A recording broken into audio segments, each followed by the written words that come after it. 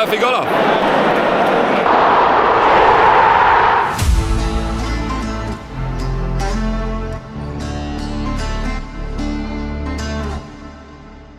Alright, hello and welcome to the Matchday Vlogs channel. As always, please remember to smash that like button and hit subscribe because it really does make a difference to the channel. We're here, I'm so out of breath. We're here at St James's Park ready for tomorrow's game. Of course, the Premier League opener for Southampton FC at least, of Newcastle United versus our beloved Southampton. And me and Jack have just finished 9 hours on the road. We set off at 8 AM this morning and we arrived at 5 o'clock. Let's bring in Jack. Come on.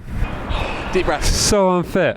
Right, I'm here with Jack. Jack, we've just come out of the car. Of course, we have big news to talk about because we've got some signings. Whilst we were on the road, Cameron Archer was announced by the club. And then we had, dare I pronounce his name? Here we go. Leslie Ugochukwu. That's pretty positive, actually. A huge defensive midfielder. Yeah, I mean, considering like what we need to be looking for, I mean, we knew we needed another number 6, just a back filling up, because Charles didn't really cut it really in the Championship, so we do need somebody else in that position, and he looks like a baller, doesn't he? Obviously, we've only got highlight reels to watch off. We're not real football fans. We don't actually know anything about him. We've got no stats. No, we would never want that stat either. So it's, the highlights look amazing. He looks solid as anything. So it's a good sign. It was just a good trip down. We just kept on getting notifications after notifications. You got the 2 boys that have gone to Casape, but I mean, fair play, not with us right now, but we've got another couple of players from Sao Paulo. So it was actually 4 players from the time it took us to get here. So pretty good travels. And this is the reason why we don't do much transfer stuff on the show, because literally no one knew about these rumours 24 hours ago. Literally no one. I mean, no one really knew about these rumours 18 hours ago. So it says how quickly things can change. But they were registered, so who knows? We could see him feature in the game tomorrow. It sounds like Archer's going to be at least travelling with the team tomorrow, and given kind of where we're at with our strikers and the fact he's had such a good pre-season, he's bagged some goals. All right, he's missed a honker or 2, but that's fine. Shade the whole career out of that. So, I feel we might see a little cameo from him tomorrow. That's just exciting. We finally got a striker in. After how many windows have we been waiting for a fit striker? I know, right? And they all come at once. Oh yeah, it's literally all at once. Yeah. So anyway, tonight we're purely going to relax. Hopefully, going to be meeting up with some other Newcastle fan channels en route, and also some Saints fans. I know there are a few making their way up right now as we speak. So we're going to head over to the Stack, see if we can get in there. Heard many good things about that, especially the Brack Burger, something like that. No team colours. No. Being respectful. We've got black and white and a white top. There we go. Who you got on your socks, Mike? Red Army. Red Army. Can't kick me out. Right, anyway, on to the nightlife of Newcastle. I feel it's going to be like a montage like The Hangover. That's classic!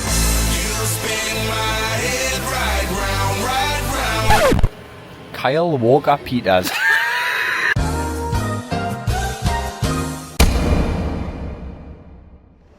Matchday morning.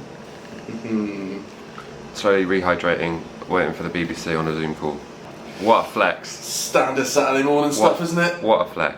Hey, Mike and Jack. 20 seconds and then you will be in vision. Host of YouTube channel MatchDayVlogs, which covers Southampton Football Club. Thank you for joining us on the programme. Alright, cheers. Have a good day. Bye-bye. Live on the BBC. Flippin' heck. Just to clarify, we were looking at a blank Zoom screen and all we could see was our image in a tiny box and then a black screen with BBC written on it, which was not intimidating at all. Right, it's enough of that. Alright, we're here outside St James's Park with YouTube sensation Adam P, Newcastle United superfan. First question for you, Adam. What is the season expectations for Newcastle? Well, it's a bit interesting for Newcastle because, of course, we missed out on European football last season. We finished 7th, but because of the fact Man U won the FA Cup final for Manchester City, it's meant that Newcastle have missed out on the Conference League. And I wouldn't necessarily say that's a bad thing for Newcastle, because I think the problem with us being in the Champions League last season, the amount of injuries and just the overall squad depth is not exactly good enough to play European football at the minute. So having a season off, I don't necessarily think is a bad thing. Expectations, though, as a result, have got to be higher because you're playing less games. So for me personally, I think Newcastle should be getting back into the top 5 again. I know it's easier said than done.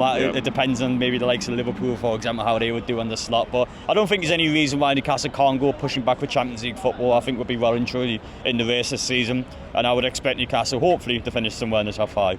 All right, I'm here with the Southampton faithful. You travelled up today? Yeah, travelled up today. Left at, 4 a.m? And how are we feeling about today? Feeling fairly confident, or is this kind of like a free hit?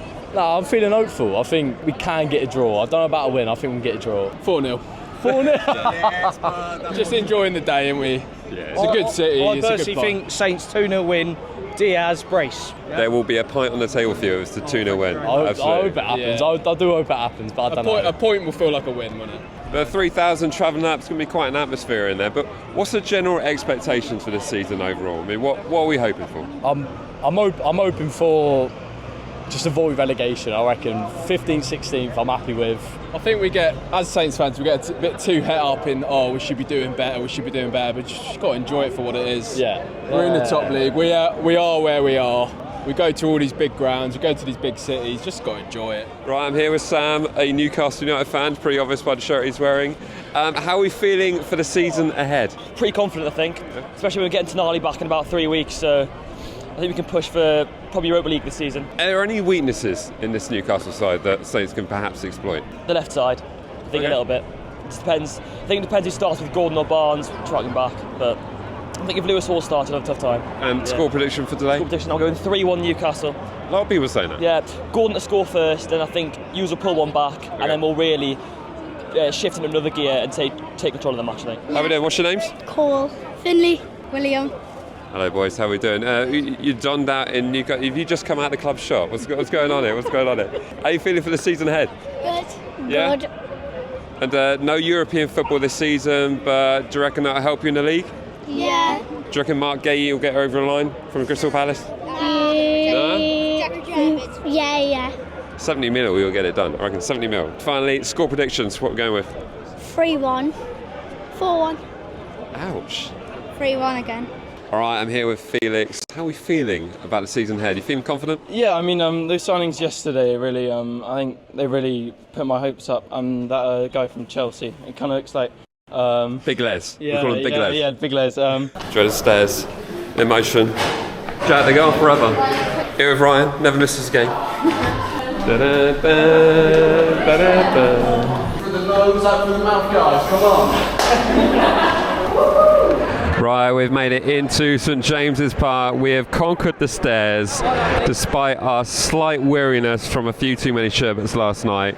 Jack, first impressions of St James's Park? I mean, it's massive, isn't it? Let's be fair. I don't think I don't think anybody really does this place justice. It is an absolute elite stadium, isn't it? It's an elite stadium. It's a great ground, and annoyingly, really just great people everywhere. They're really, really nice people. We've walked around the ground. We've been out and about since late morning, and I think every single Geordie fan has been absolutely wonderful to us. I mean, everyone's been introducing themselves, happy to have a chat, talk about the season, all that kind of stuff. You would have seen plenty of shots of us catching up with Newcastle fans, but I promise you there are about hundreds more that just wanted to say hello and wish us well for the rest of the season after 5 o'clock today. Right, the team sheets have come in. Yes. It's basically what we predicted. We are pretty much Russell Martin in a YouTube form. We've got the hair and beard for it, and then, you're there too. I mean, there's no real surprise. I mean, I think that's definitely the strongest 11. Cameron Archer is on the bench, but Big Les ain't. It's a pretty good bench, to be fair. You got a Dozy, Diblin, Sam Ammo. Like there's changes there. Alcaraz. I mean, they're not changes you want to really make early in the game, but those are really good players to be bringing on 70, 80 minutes against tired legs to just run. So I'm as confident as you can possibly be in the situation that we are. Indeed. But 48 hours ago, we had no idea Cameron Archer was on the radar. So it just shows you how quickly things can change. Now he's there. And now he's right there, warming up. Right, kickoff coming up.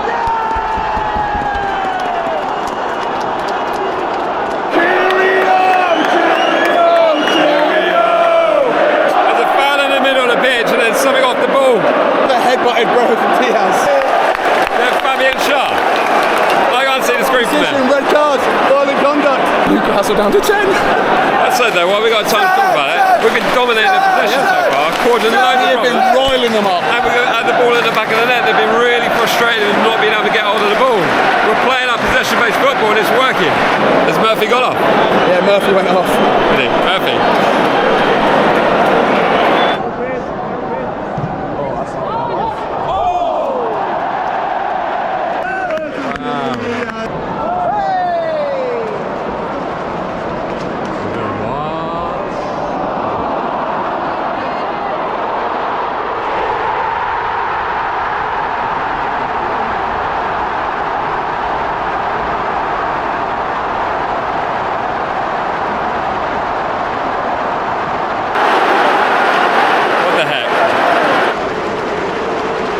It's half time here at St James's Park and let's get straight to it. We saw before the game Alex McCarthy practicing playing out from the back. He basically had 3 goalkeeper coaches. Well, he had the other reserve keepers in front of him and effectively he was practicing passing one touch direct out, and there were a couple occasions where he missed it in the warm-up, and effectively we've gifted them a goal after dominating that half, absolutely dominating the half of possession, running them riot, and even before the red card they just couldn't get hold of the ball. No, Russell had a game plan that obviously come out here and frustrate Newcastle, and Newcastle don't look match fit, and we've absolutely exploited it. And what's happened is the game plan has been perfect, and it's been absolutely up the wall by Alex McCarthy. And I can't believe we're here once again in 2024 back in the Premier League having to say Alex McCarthy has just ruined it again.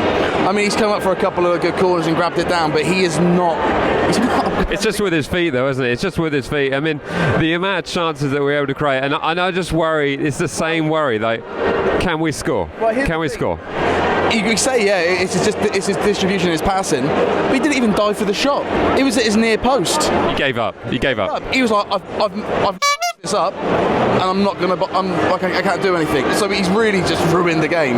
It's been electric otherwise. The team is so good. Brereton Diaz, Sugawara, Kyle Walker-Peters is always fantastic. We're making these really great dynamic passes. I think there's goals in there for sure. Yeah, we'll certainly have to wait and see. But, you know, Ben Brereton Diaz getting involved in the red card. We don't know what's happened. The screen is up to our left, but basically we're side on. So we only caught a glimpse of Ben Brereton Diaz going to the floor, looking like he got headbutted by Fabian Schar. So that's all we know, and VAR vindicated it, so it's a red card. But like I said, I mean, we were able to keep our possession when Newcastle had 11 on the pitch.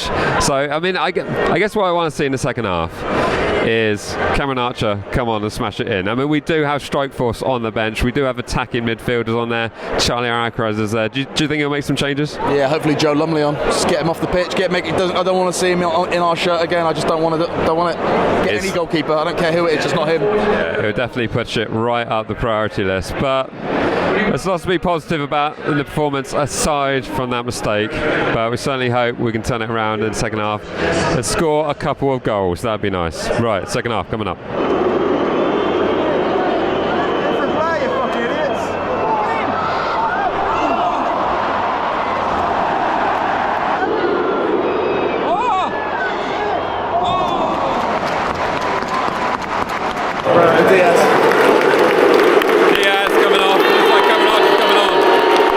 Just entering into 5 minutes of stoppage time. We haven't done enough here. We haven't done enough to break them down. It just seems really frustrating. We came in thinking, right, as long as you put in a performance, and that first half was so good. Yeah. We've done that thing. We've gone down to 10. We've gone down to 10, and now we're playing like we're playing against 10 men. We've not been smart with it, not passing that ball around properly. We're just not being aggressive with it. Yeah. I mean, it's kind of mad because normally you say, you know, we deserved a draw here. Yeah. But we gifted them the goal, so I generally think we deserved a draw here. I'm still going to say though, there's a lot of positives to take from this game. A lot of positives. Newcastle fans in full voice. I think they all thought it was going to be 4-0. Down to 10 men, they'll certainly take 3 points, whatever it looks like. Newcastle fans signaling for the whistle. Crowded, smash it!